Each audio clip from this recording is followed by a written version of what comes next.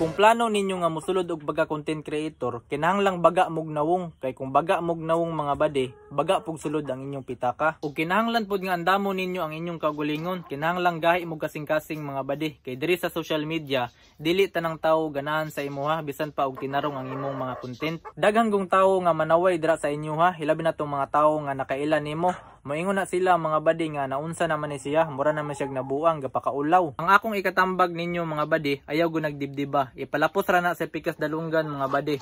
Hilabi na tong naay mga mag-comment dira sa inyong mga video, mga binuang mga panaway. Ayaw pangisog, ayaw padala sa imong gibate. Hinuon imo na silang palanggaon. Kaya ang atuang target diri sa social media mga bade sa vlogger, more viewers. So kanang atuang mga pinalangga dira nga mga bashers, nabilong na siya dito sa atuang mga viewers. So kung daghan tag viewers mga bade, dagko sa daw income. So ato nang palanggaon sila mga bade kay nakatabang sad na sila sa tua. Ang importante ra gud ana mga bade kay dili ta magpadala sa ilahang mga gipang bash diri sa tua kay ma-stress ra ta ana. Kay wala man ta ga-build para sa ilaha. Gabuild man ta para sa atuang kagulingon mga bade. At the end, kita ra gyapon mabulahan. Ug diri na lang pod ko kutob mga bade. Ug unta nakatabang ko sa inyo nga nadasig ang inyong kagulingon. Happy farming sa inyong tanan mga bade and God bless you all.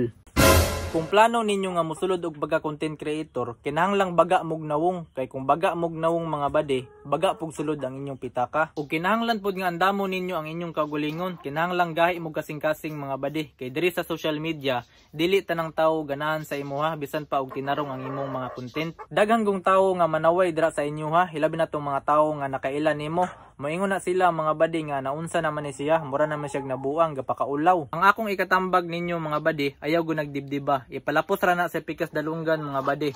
Hilabi na tong naay mga mag-comment dira sa inyong mga video, mga binuang mga panaway. Ayaw pangisog, ayaw padala sa imong gibate. Hinuon imo na silang palanggaon. Kaya ang atuang target diri sa social media mga bade sa vlogger, more viewers. So kanang atuang mga pinalangga dira nga mga bashers, nabilong na siya dito sa atuang mga viewers. So kung daghan tag viewers mga bade, dagko sa daw income. So ato nang palanggaon sila mga bade kay nakatabang sad na sila sa tua. Ang importante ra gud ana mga bade kay dili ta magpadala sa ilahang mga gipang bash diri sa tua kay ma-stress ra ta ana. Kay wala man ta ga-build para sa ilaha. Gabuild man ta para sa atuang kagulingon mga bade. At the end, kita ra gyapon mabulahan. Ug diri na lang pod ko kutob mga bade. Ug unta nakatabang ko sa inyo nga nadasig ang inyong kagulingon. Happy farming sa inyong tanan mga bade and God bless you all.